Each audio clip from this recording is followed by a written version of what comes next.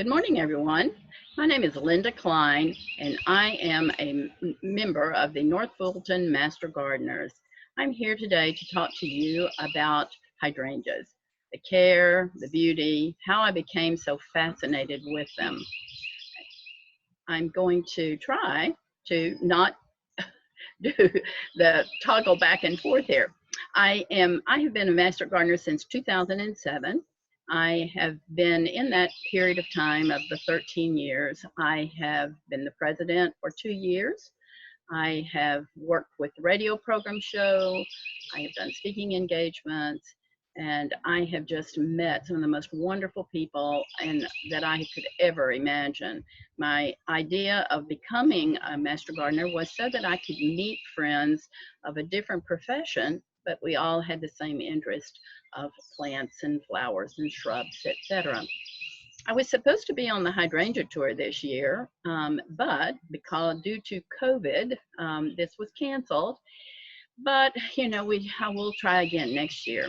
I've been growing hydrangeas for between 15 and 20 years, and I have over 80 hydrangeas. I'm pretty close to maxing my total amount that I can have in the yard at this point.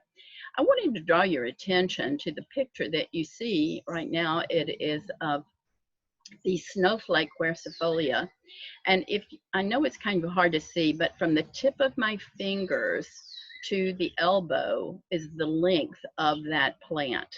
And it is just a spectacular, and it is in bloom currently. I fell in love with hydrangeas whenever I was over on the Brittany coast. On the western side of France, down to about Tours, you see hydrangeas everywhere. I was fascinated by the intense color, their beauty, the size also of the plant. And so whenever I came home from my trips, well, I decided, well, I better investigate this a little bit before I invest in some shrubbery. And so I bought Michael Durr's book, and I would recommend it to anyone because it's very basic. It gives you tons of information about the care, but it also gives you a listing of all the different plants that are really, successful in this area. So I bought 3 plants when I first began. One was the Annabelle, which is a classic here in the Southeast, and 2 Merritt's Beauty. And in this picture that you see currently right now, that is Merritt's Beauty. And notice how dark, dark purple it is. I put them, my yard is kind of on a slope and on a hill. And so I put the Annabelle at the very top of the hill, like a triangle, and the 2 Merritt's Beauty on the points beneath it. And so when it bloomed, it was absolutely spectacular. So I became like a child in a candy store. I started purchasing them, and that's my story. I thought we would start with what is a hydrangea. I mean, what does the name mean? And so the word, since I'm a language teacher, I've always been interested in derivations and roots, etc. So hydra indicates water, and then the word angion means like a vase or pitcher. And so it was discovered, the hydrangea was discovered in Japan. Most all of our plants come from Asia, and they in a seed form or something. And to this day, we have people that go to Thailand because our conditions are very, very similar to those in Asia, our growing conditions. And so if you think about it, this is a perfect name because a hydrangea requires a great deal of water. Okay, so now then, I thought we would go with our agenda today is on the varieties, care, issues, pruning, propagation, and I hope you do enjoy this. This particular hydrangea that you see in this picture is Ami Pasquier. And when I first began to grow hydrangeas, because I was a French teacher, I was absolutely fascinated by all of the French names, etc. So I have Ami Pasquier, I have Madame Amie Moulière, I have Vicomtesse Vibray, and so the list goes on, and they're fun to do. we're going to start, we're going to start with the different varieties. Macrophylla, it just depends upon your pronunciation of that particular word. Quercifolia, paniculata, if you think about paniculata, panicles, macrophylla, the macro, big, and then the arborescence in English, excuse me, in French, and arborescence in English, okay? The anomala and the serrata. And sometimes the serrata and the mac are grouped together. And so what you see is the classic endless summer. At the top of this picture, it's blue. Most always mine have been blue. They have not turned pink at all. But beneath that, then that again is, that one is Venice that you see there. This particular picture on the right, lower right, is Rosy Splendor. And I bought that last year and it is just incredible. So we're going to start with, and I hope that you will take notes during this, because some of the points that I'm going to be making for you are just things that you have to remember. So a macro blooms on old wood, and I'll explain to you in a little bit what old wood means versus new wood. They typically run from 4 to 8 foot tall, so you know sometimes they could be even more than that, but you know you need to be selective about where you're going to put this in your yard. The French mop head, which is this macro, is usually round, big, ball shaped. The lace cap is more of a disc, it's flatter, and its little blossoms are all around the side of the plant. And then they have the little shape of little furry-like top. I'm going to show you a picture of one right now. Okay, so this would be, this is not actually a lace cap, but that's exactly what a lace cap looks like. Okay, now the remontant. Okay, that is a very important thing for us to talk about. A remontant, monter in French means go up, and re, of course, means re. So if you say remontant, that means that it's going to regenerate, rebloom. So a reblooming on the old and new growth. And so this is wonderful about our area, because when you have a late freeze like in April and your blossoms or your buds have been set and they're starting to come open, and then we have one of these classic terrible freezes that come through in Atlanta and it kills everything. But the remontant will bloom again during the summer. It'll just take it all the way through the summer to get to that point where it can bloom again. They classically bloom on 90 days, and that's why people sometimes are really disappointed in them, because they think, oh, well, I think I'm going to go out and cut a blossom like you would on an annual, and then I'm going to get a bloom again like in 2 weeks. But this is not. It takes it 90 days to regenerate a stem and leaf and then a bud. So it requires a little bit more fertilizer than the actual, the regular old-fashioned, quote-unquote, old-fashioned hydrangea.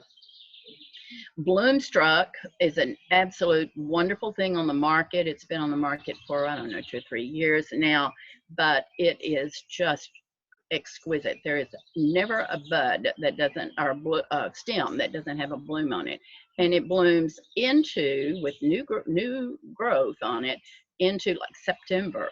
And the Let's Dance series I have found is really, really good too, because I have 3 of those, and they have Moonlight, they have, I don't know, so Starlight, Moonlight, they have different kinds of names in that series, but they're very, very good. Okay, some more pictures here. Okay, so you see that this is you see Endless Summer was part of the kind of like the stock, if you want to call it that, where everything would be for regenerating would come from. So Bloomstruck is off of that. So you see that on the left-hand corner. And on the right-hand corner is a series called City Line. And City Line is really interesting. This one is called Venice, and it is a hard bloomer. It blooms so well in my garden. And there's Paris, there's Rio, there's Rio, there is Mars. They have another one called Mars that is fun. They're fun because they're names of different places. The one on the left-hand corner, right down on the bottom side, is Lady in Red. This is a lace cap, so you can see how the little flowerets are around the edges. This is, when I first bought it, I thought that it was supposed to be red, you know, the Lady in Red, but I was mistaken in that. Mine turned blue the first year. Now then it's more of a pinky color. But the first year I had it in the ground, it was blue. And I thought, well, okay, I have a Lady in Blue versus a Lady in Red. But I finally figured it out, and I was told that it was due to the stem. The stem is red at the top. And you see then Fuji Waterfall. Fuji Waterfall sometimes is called Stargazer also. Beautiful. It shoots out these little flowerets on little tiny stems, and it just looks like it's like an explosion, if you want to call it that, like water flowing out of a fountain.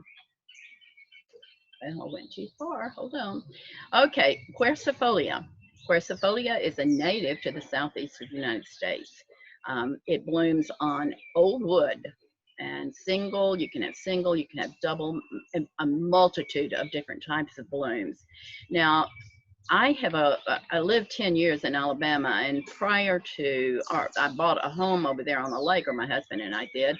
And when you go down our old road, you see native hydrangeas just in full bloom right now, that are just, they tend to have a different shape of their leaf. I mean, excuse me, not their leaf, but their blossom. Their blossom tends to be a little bit more oval than kind of a pointy type panicle look that you have on the new grafts from the native, you know, the native hydrangea.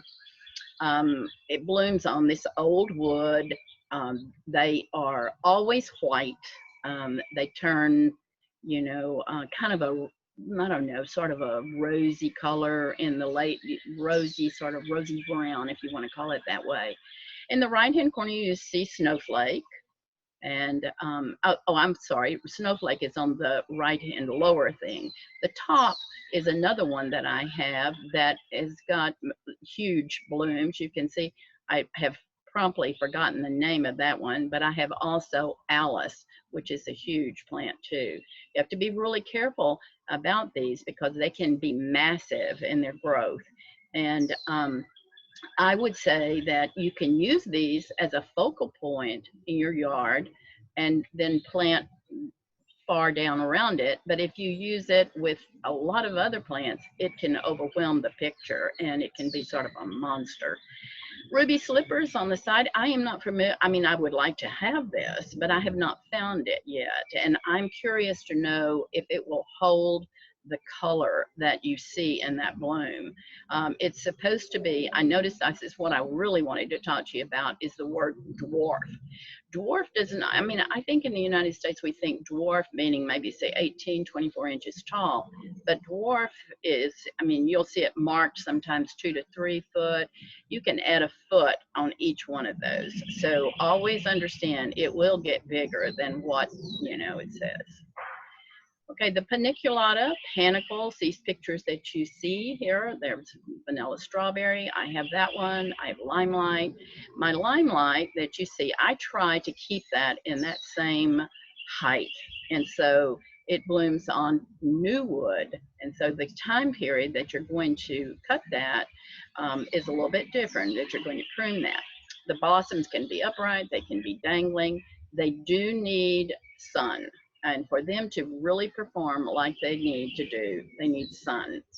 And they bloom later in the season. So this is good because a lot of times our freezes that we might have will be, you know, they're not going to be hurt by them. Some more panicles are a PG. I have a PG at my lake house. PGs tend to be, I have seen most of them, in more of a like a tree form where people have kept them up and they're round at the top. And in fall, they turn a rosy color and they're quite pretty. And they're very hardy, extremely hardy. Little lime is to the right. I have a little lime, but this year it is not happy and I have no idea why.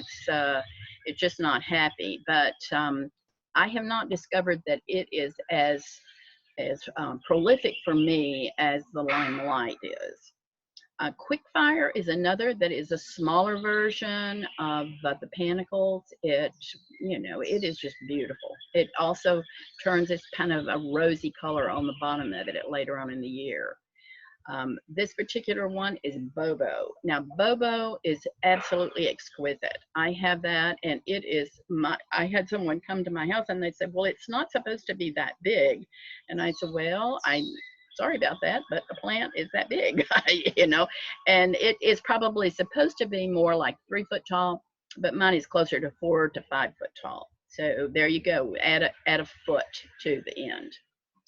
Okay, so now then, we're going to make sure that I pronounce this word correctly, okay? So, arborescence in French, arborescence in English, it's arborescence. And so this is a smooth leaf hydrangea. And the typical one that's going to be in this is our classic Annabelle. Annabelle is native to the Southeast. And you see right there the blossom of it. Another plant that is similar to it, almost the same, is the Incredible that you see on the left-hand corner.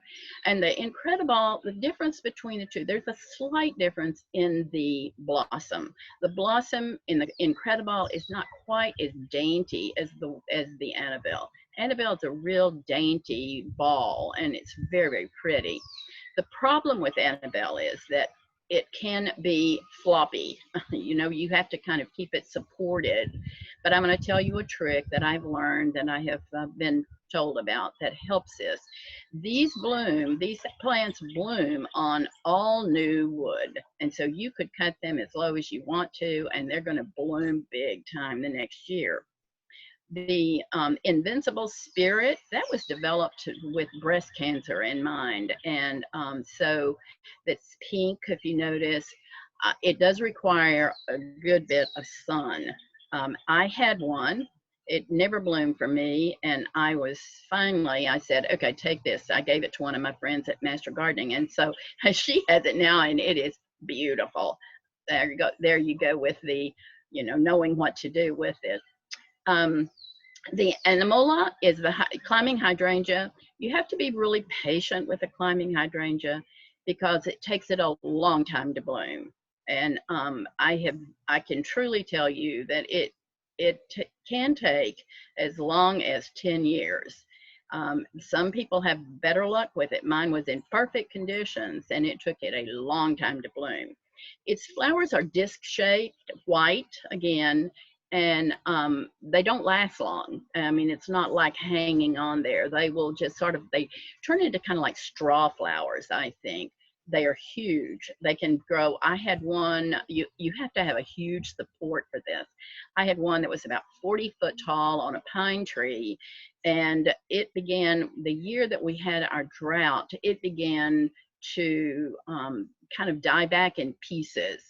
And I was able to save a couple of limbs that had rooted on the ground as it had laid down, but it's growing, but you know, I'm probably not going to be here when it gets up that tall. Okay, the next is a serrata, and the serrata is a mountain hydrangea. Mountain hydrangeas will bloom on new wood. I am very selective about how I cut these back, though. I do it very selectively because they are a beautiful plant. And I'm going to show you an example, but right now you have Preciosa that's on the left. I have Preciosa. It is a hard bloomer. It blooms beautifully, but notice that it looks kind of like a mop head. It's round and it's ball shaped, but they're very tiny, very delicate type blooms. The upper right hand is a mountain hydrangea, and it is this particular one, that's my hand that you see in that picture. It is a pinkish, that one is very pink, very tiny, very, very small blooms. And this is Tiny Tough Stuff. Tiny Tough Stuff is great, and it is a tough stuff. But I'm going to show you my most recent purchase, okay? Okay, this is a mountain hydrangea. And if you notice that its blossom is going to be bigger than the one that you see in that upper right hand corner. I just love the color of it. It is so pretty. And when I purchased this woman told me that it was really very, very good for our winter hardy. That's what she's told me. She said it's really strong in the wintertime. So, but notice its little flowerets around the edges and then the center, and the bumblebees love it. And so I hope that, you might, but it's just called a mountain hydrangea. It has no name to it. Okay, so on we go. Okay, so where do you want to plant your garden? I mean, your garden, your hydrangea in your garden. Every place has a place, every garden. I don't care if it's a 20-foot deep yard. You can find a hydrangea that will fit. You just maybe can't use one of the ones that are going to be 8 foot tall. And so when you look at the tag that you see on your your plant that you're purchasing, read it very carefully. But I want you, when it says read the label for sun requirements, you have to remember that most hydrangeas come from Washington State, Oregon, northeast of the United States. Pennsylvania is a big grower of hydrangeas, but the climate's cool. Think of Brittany, cool, wet, etc. So when it says full sun for a macrophilia, or a macrophylla, excuse me, or any kind of lace cap that you purchase, you need to stand back and say, okay, I don't think that's going to work here in Atlanta. So what most of these Macs really want is high shade. Morning sun is the best, afternoon shade. But if you've got high shade, which I do in my yard because I love tree trunks, and so I have kept them up really high, and so the dappled sun can get through, and then they just are so happy. Let's put it that way. There. Now remember that your panicles have to have more sun, and so that's just something that you have to remember when you're placing it in your yard. Remember also the size. If it's a mature size, I don't know, say 3-4 years, 5 years, it can get up there. If one's 8 foot tall, it's not going to get to 8 foot tall in 3 or 4 years. It's going to take it some time to get up that tall. But 4 foot tall, you can get there easy in about 3 to 4 years. Hydrangeas are deciduous. That means they drop all of their leaves, and you have bare branches in the yard. And so this is, a lot of people don't like that. A lot of people will not even buy a hydrangea because of that. But I say to you that you can hide those. If this really does bother you, you can put an evergreen backing and then plant your hydrangea in front of that, and it kind of disappears into the winter landscape. I like structure in my yard, and I think branches are pretty. I mean, that's just me. I just like it that way. Okay, so we're going to talk about care now and planting. All right, so soil. My mother used to say spend 10 cents on a plant and $1 on your soil. So always have good soil and good organic soil. It needs to be kind of loose. You can go and buy, if you have a pickup truck, you can go and purchase a big pickup truck full of landscape or flower mix. You can use, bought soil, like topsoil mixed with soil conditioner. You can use composted soil. I mean, there's tons of different things that you can do.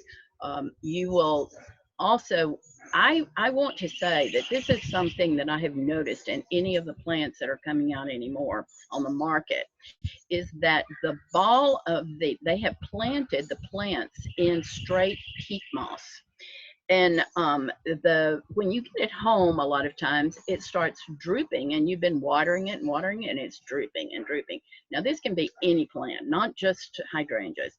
So I have learned that when I get that plant out of the pot, I soak it as much as I possibly can in water.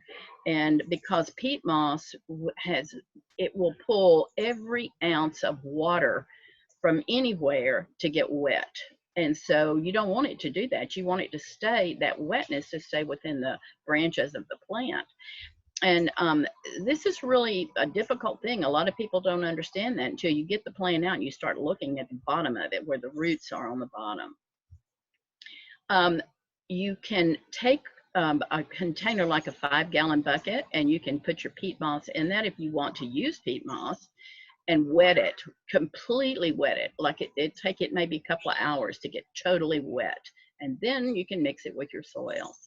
I have been told, and I will tell you that I find that it's true, that when you're digging your hole, the place where you're going to plant your plant, if you take some of your old soil, your native soil, and mix that with your soil that you have purchased, and mix it well, and then plant it, that old soil gives it sort of like a little shot of penicillin. It inoculates it against a lot of diseases, and that I have found to be very true.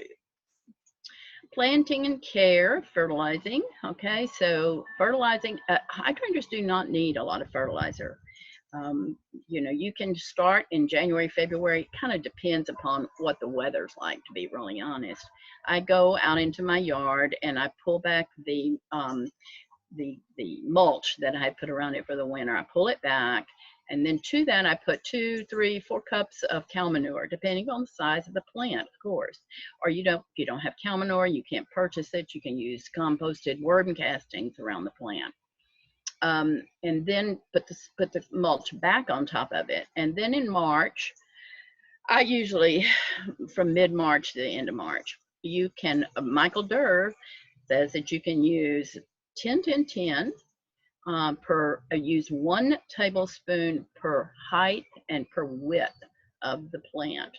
So if you have a 4-foot tall, 3-foot wide plant, you use 7 tablespoons, and you sprinkle that around the outside of the drip line of the plant. And the drip line means out to the edges where the last of the stem is, because the water is going to drip down around there.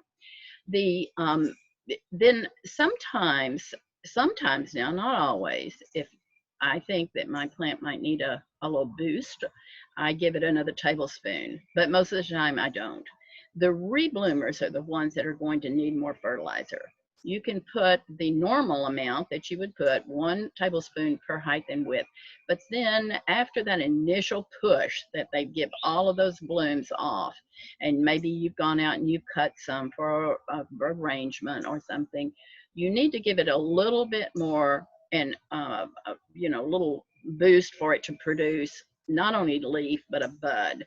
And this is about a tablespoon, not much. Now, if you fertilize this too much, if you fertilize these as hydrangeas too much, they're going to have a big leaf but no bloom. So you be careful about in March what you're doing. Now, you can use Osmocote, you can use any slow release if you want to. They're much more expensive, of course, than the 10-10-10, but you know, it's just whatever you want to do on that. If you don't want to remember to go out and fertilize your remontant, or you don't want to get out in March, then I don't know what to tell you. Okay, so now then, water. This is very important because hydrangeas do need a lot of water. They need about 1 inch a week. So, and that's deep, deep watering. So what you can do, I'm going to give you different scenarios that you can do, one of which is not to water overhead.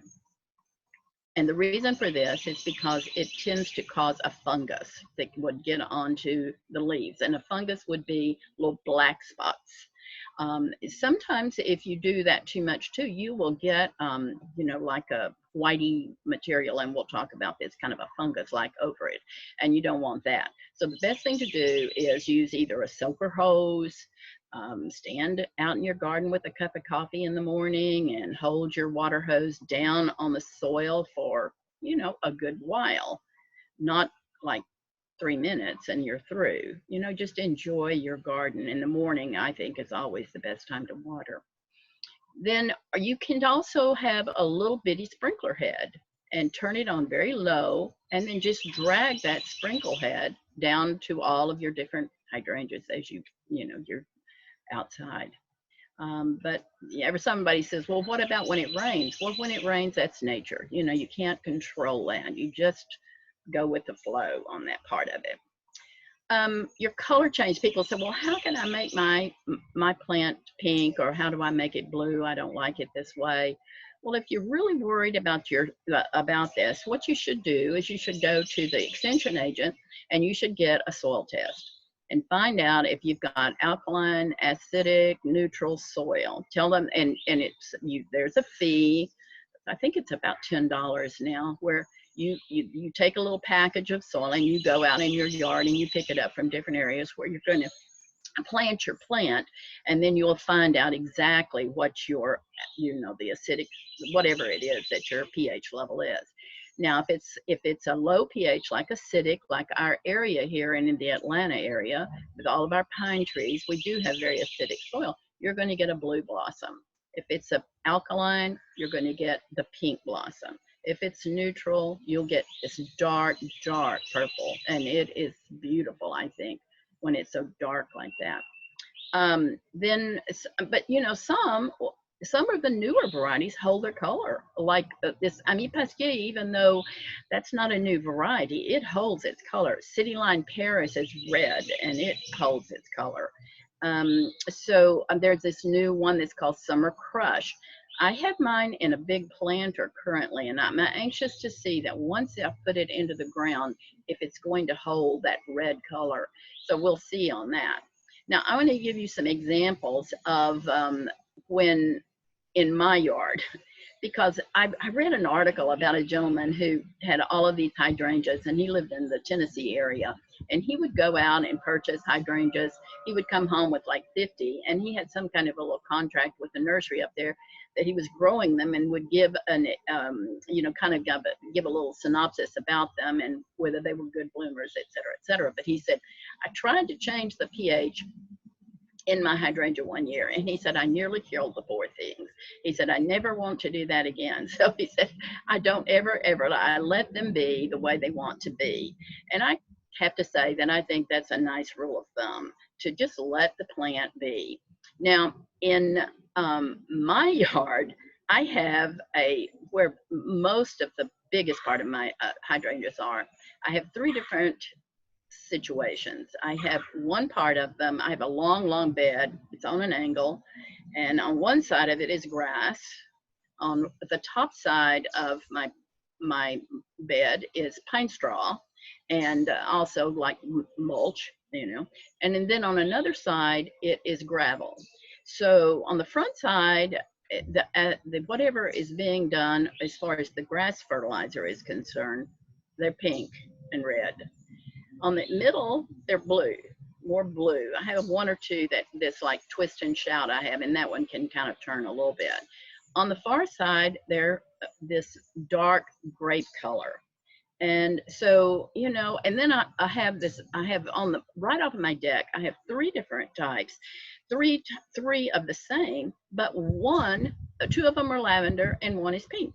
And they're the same thing as you go down the hill. So I am just saying, if the plant wants to be that way, you should just let it be that way. You can purchase products that will make your soil acidic and alkaline, but it will take it probably 2 years before you can get that to turn correctly. Okay, so potential issues.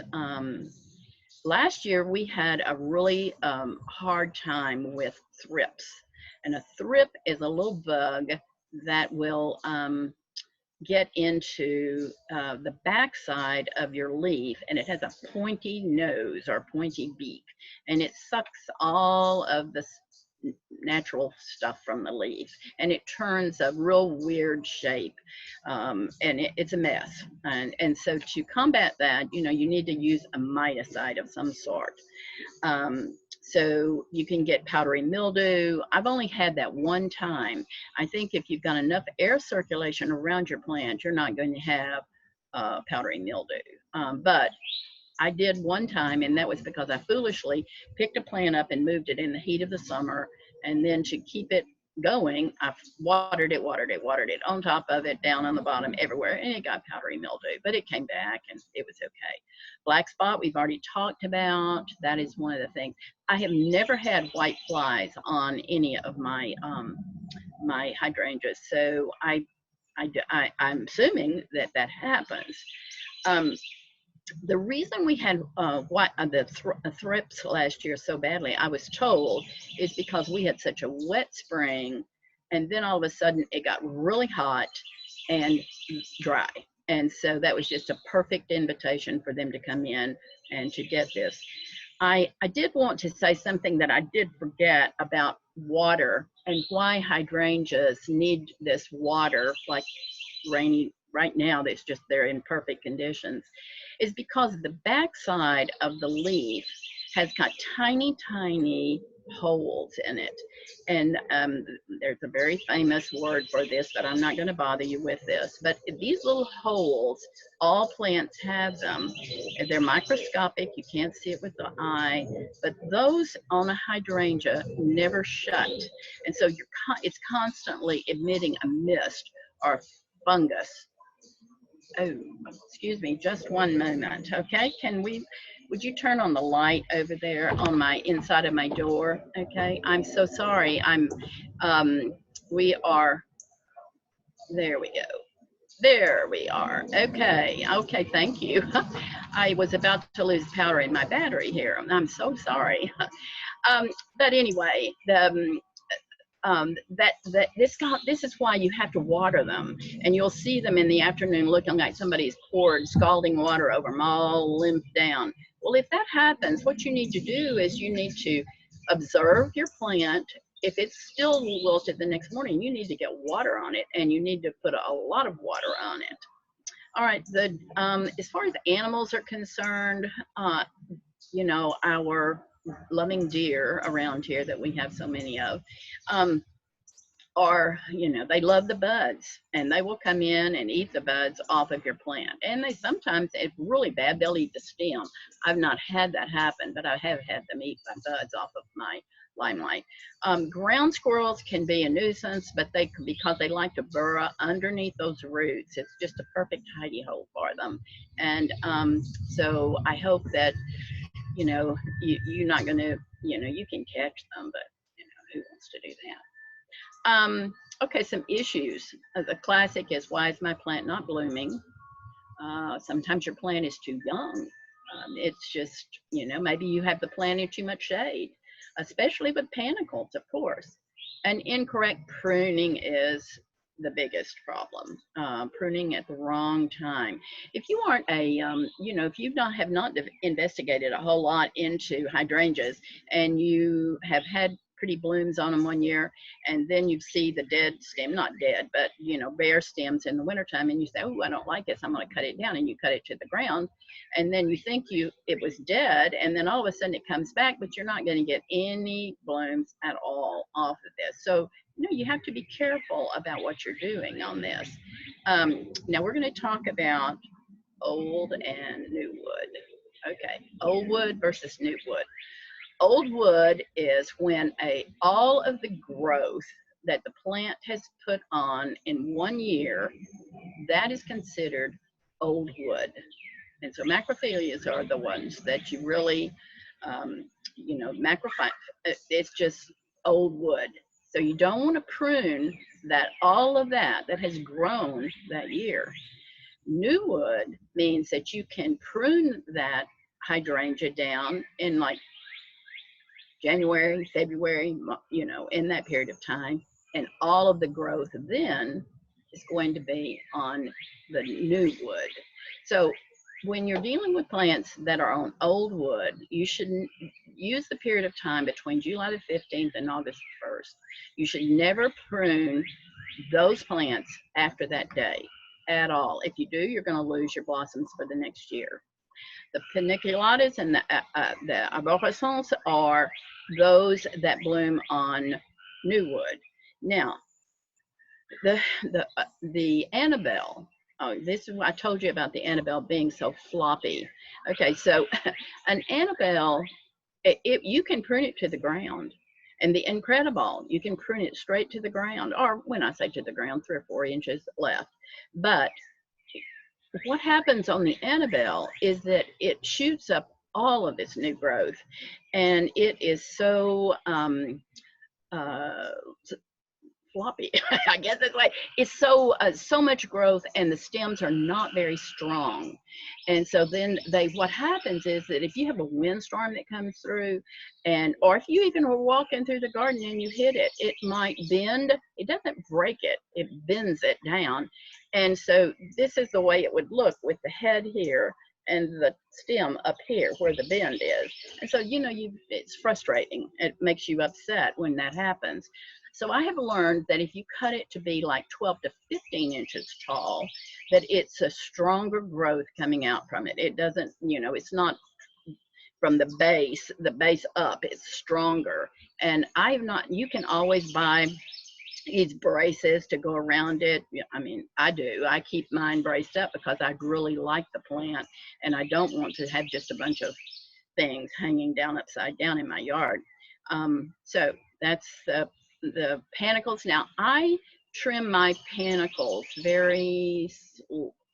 I trim them, but I don't cut them back real far. I just like them to be more shaped. And so it kind of, whatever floats your boat really on this. The serratas, you should prune those immediately after they bloom, as with the quercifolias. I think that as soon as the oak leaf starts, the bloom starts fading, that way you can really prune it and shape it the way that you want it to be, because it will get enormous on top of that. Okay, so propagation, I've got to show you today. I'm going to show you on this little plant here how to propagate 2 ways, okay? So let's going to take, this is pretend, now I'm not going to do this on this plant, but I'm giving it as an example. You're going to take this plant, it's in the ground, you're taking this plant and you're bending it down gently, okay? Just like that, pretending that the edge of this pot is the ground. Okay, so you're going to pull it down, and you see that you've got this new growth coming up right there. Okay, so what you're going to do is where these little bud heads are that you see, which I know that it's difficult to see, but you know what a bud head is. On the bottom of that, scrape it lightly with a little trimmer. I've got a trimmer here to show you. You can use one of these. Trim it, just not trim it now, scrape it until you see a little bit of green. So then you're going to make a little trench in underneath your plant where you're pulling this down to. Lay this on top of it, and on top of that you're going to put a stone, not a stone, a rock, a big rock that's going to hold it down. Put some of the soil around it, of course, and then put the rock on the top of it. And this will root in about 6 months, 6 to 9 months, you know, and it'll start putting out little feather roots underneath that. Now, the other way of doing that is to take, let's just say that we're going to use this again, and you're going to go, and I'm going to hold this up close. There's a little bud head, you know, right in through there. You can cut that off beneath that bud head or above it. It doesn't really matter. And then take that, strip all of your leaves off of this, and dip that little stem into soil, excuse me, into rooton, and then put it into the soil. Make a little hole in the soil, put the stem down there so you don't break off any of the rooton, firm it up around that. And then what the trick I have learned to get these to work better is this. I take a bottle of like this, you can use any kind of a bottle depending on the size of your cutting that you want. Cut the bottom out of it, you know, cut a big hole up down here. Put that over the stem, okay, and then leave the lid off of it, and this is going to form a little greenhouse. Make sure that you've watered, you know, your plant's wet. Then slide it in the shade underneath your mother plant is a good place to put it, so that you know, and it should root probably 6 to 7 weeks, maybe 6 to 7 weeks. All right, now I'm going to show you an example of for me, I prefer doing it from the mother plant, but I'm going to show you 2 examples. Okay, so this one is one that I did last year. Okay, last year, you can see the little stem that's there. It's 2 little leaves growing out from it. This is a lady in red. Okay, so I got a stem off of that, now that I'm going to show you this one is the same time now, but this one was from the mother plant. Okay, so you can see the difference between them. You have a stronger plant, you have a more robust plant. When you do a cutting like this, you really have to protect it a lot during the winter. You have to make sure that it's not drying out, it's not getting too cold, because they will die if you don't watch after them. Some people move them into the garage, but I do not, but they do. So, you know, I've given you all of those things on propagation, and I hope that you enjoy that. Now, I'm going to show you something. I brought 2 sticks in here. And so this morning I cut this off. I mean, this happens to me a lot. So, you know, the world won't come to an end, but let's just start with these right here. I know that some of you, if you have hydrangeas, you've been out in your yard and you see that these dead sticks are here at the top of the plant, and you have no growth, no leaf, nothing, but you have leaves everywhere else. Okay, or maybe you might have a leaf down here. In late, well, really May, in April, late April, May, you can cut these off. And then, you know, it looks better because this is not going to grow anymore. This is a sayonara, okay? Now, this is another example of an old piece of wood.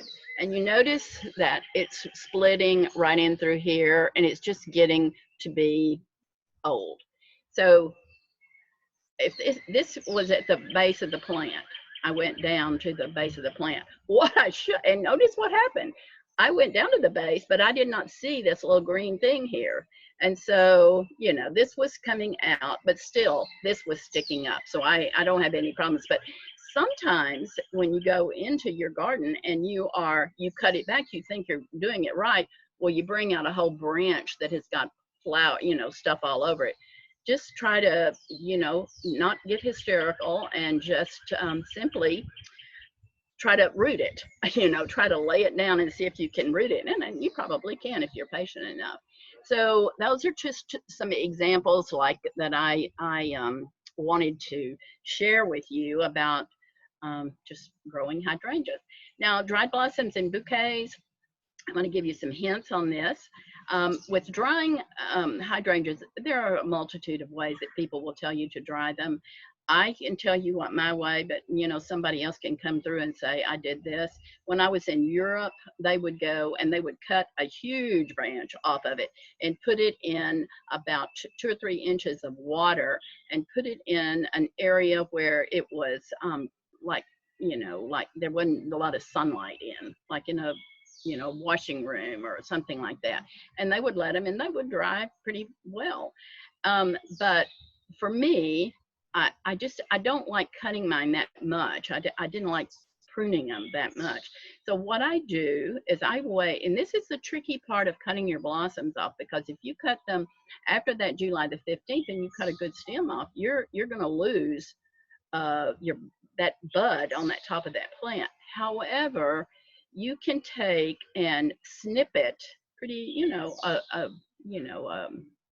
a little bit. Let's just say if I use this as an example, and I wanted to dry this, the lace caps don't dry well, but if I cut that off and I had that little piece there, I would take I cut several of them and I put them together like a little bouquet, and I wrap a rubber band around them, and then I have like a cookie thing that you dry your cookies on. It has holes all in it, and I just set them in that, and they dry pretty much overnight. Now, the key thing is the timing on when you're going to do this, because you can feel the bloom on the hydrangea, and it will be kind of like tissue paper feel. You know, it's a little not wet and moist like normal. So you can cut it then, and it's perfect. I mean, they dry so fast. Then I take them into my house. I use them in bowls. I make wreaths out of them. I give them away. They're put a pretty little bow around it, and you've got a nice little housewarming gift for a friend. The Incredible and the Annabelle dry beautifully, and when you can tell towards the end of the season when they are ready to be dried. You can just look at them and they begin to turn colors. They will go green and then white, and then they kind of begin to turn like that beige color. And I cut mine a big stem on those. Same scenario. I wrap them in just a big bouquet. I usually use a group like this, and I put rubber band around them, and then I just bring them in the house and I put them in a vase and they dry. And I give these to my friends. I give them to my daughter, loves them, and she uses them all over her house. But they're just unusual, I think. Okay, so I have, I want you to think about places to do some research. There are so many places that you can go onto their site and you can get tons and tons of information.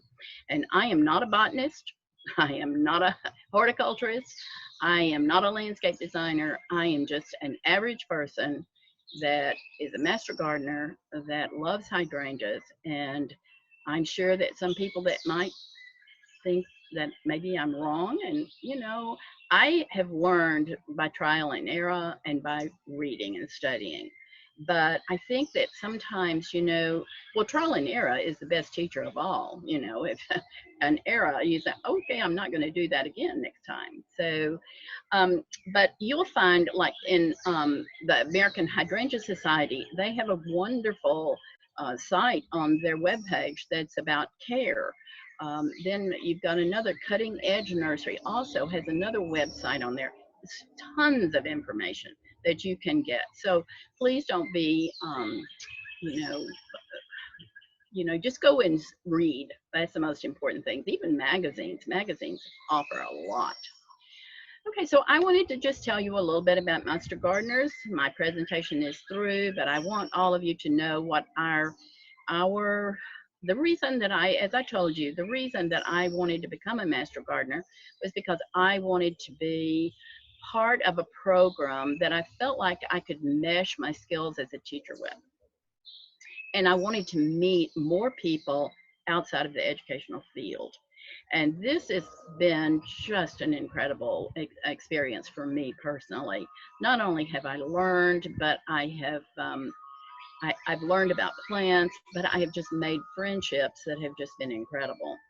We do all sorts of things. I mean, we support gardens within in the North Fulton, in the historic gardens, we support those. We give scholarships with our money that we make from our garden fair festival that we have. We provide all sorts of educational programs. So, we have tons of different things. Now, there will be future classes, and I will have to say to you that I'm the first person that's going to be on this video, and it's been a real interesting experience for me. And so you see that our garden fair, which is such an incredible experience, was canceled because of the COVID this year. And so we have, hopefully we'll be up and running next year, but each one of our master gardeners in our program must provide 20 plants from their garden that they give, and then we sell those. And so that money that we make from that fair supports all of our programs and all of our scholarships. I hope that, you will come at some point, and because we have vendors of every imaginable type. Most of them are all towards this idea of flowers, but it doesn't have to be flowers. It can be, like vases. It could be pottery. It could be, anything. We have a children's area. We have food. And we just have fun. So I look forward to seeing you at this. Come and introduce yourself to me. And this is all. And so I wish you all luck. Goodbye.